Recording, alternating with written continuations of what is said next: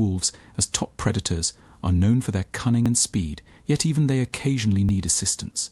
This tale unfolded deep in the rugged Alaskan wilderness.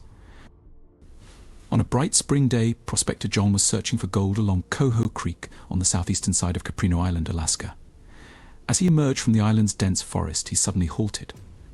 Just 20 feet away, in a marshy bog, stood a massive Alaskan timber wolf ensnared in a trap that John recognized belonged to his late friend George, who had tragically passed away from a heart attack the previous week. John cautiously approached the wolf, hoping to offer aid. Startled and uncertain, the wolf struggled against the trap's chain, attempting to free itself. It was then that John made a crucial discovery: the wolf was a female, her teats swollen with milk. Somewhere on the island, a den teemed with hungry wolf pups eagerly awaiting their mother. John remained rooted in place, careful not to startle the mother wolf any further. Observing her closely, he surmised she hadn't been trapped long, likely just a few days. This was encouraging. It meant her pups were probably alive and nearby. With young to tend to, the female wolf wouldn't have strayed far, likely no more than a few miles from her den. Yet John faced a dilemma. He needed to free the trapped wolf so she could return to her pups, but he feared her response setting her free might provoke aggression as she sought to protect her young. Worried for his safety, John devised another plan. He resolved to locate the wolf pups and bring them to their mother. Scouring the surroundings for clues, John discovered faint tracks in the patches of snow along the bog's edge. Following these tracks led him half a mile into the forest and up a rocky slope, where beneath a towering spruce tree lay the wolf's den.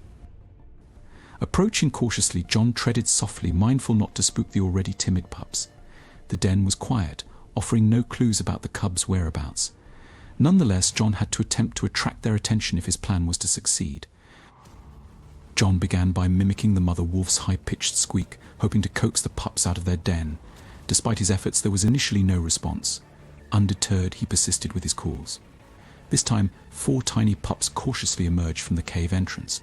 They approached John timidly and began to suckle on his fingers, revealing their dire hunger. The pups appeared no more than a few weeks old. Carefully, John gently placed each pup into his burlap bag. With the wolf babies secure, he descended the slope back toward their anxious mother. As he approached, the trapped wolf perked up, emitting a high-pitched whine upon seeing John return with her offspring. Setting the pups free, they wasted no time in nursing from their mother's belly, easing their hunger. However, John still faced the challenge of freeing the female wolf.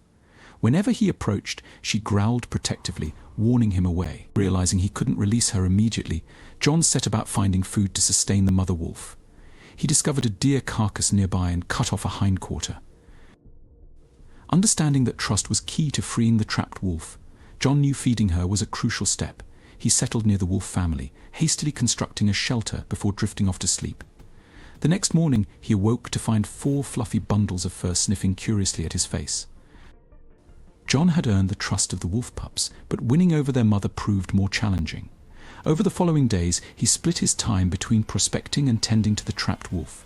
He regularly fed her venison and played with her pups, hoping to demonstrate his goodwill. With each interaction, he cautiously edged closer to the trap.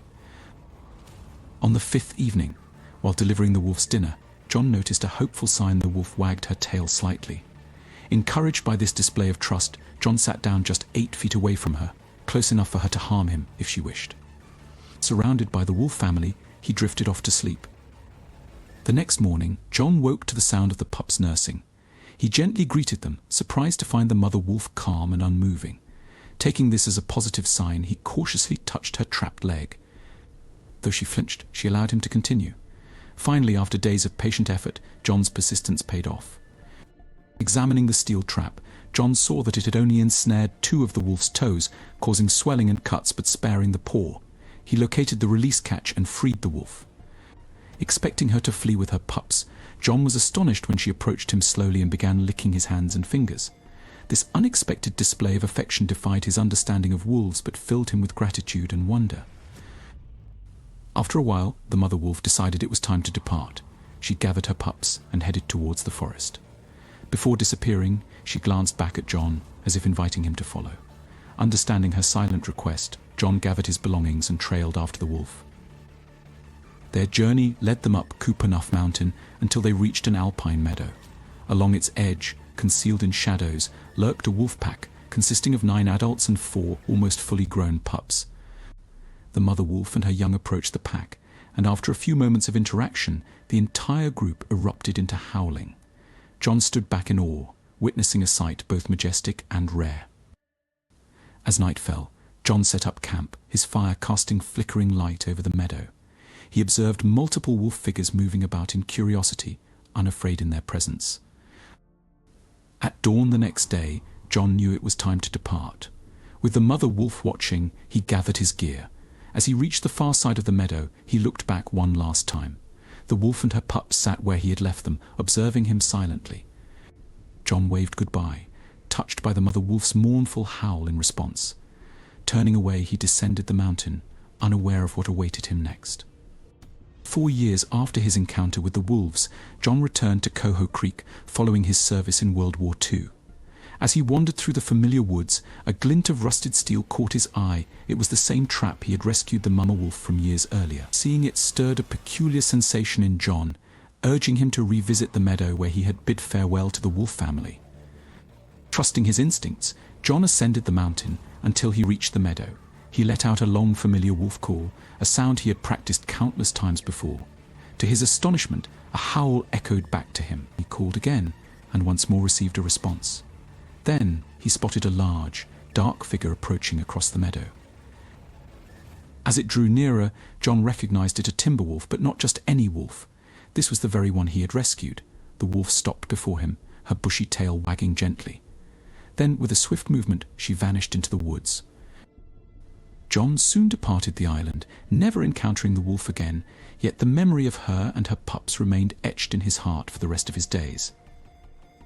While the veracity of this story remains uncertain, the profound experience of forming a unique bond with an animal resonates deeply with many, akin to the relationships we cherish with our own pets.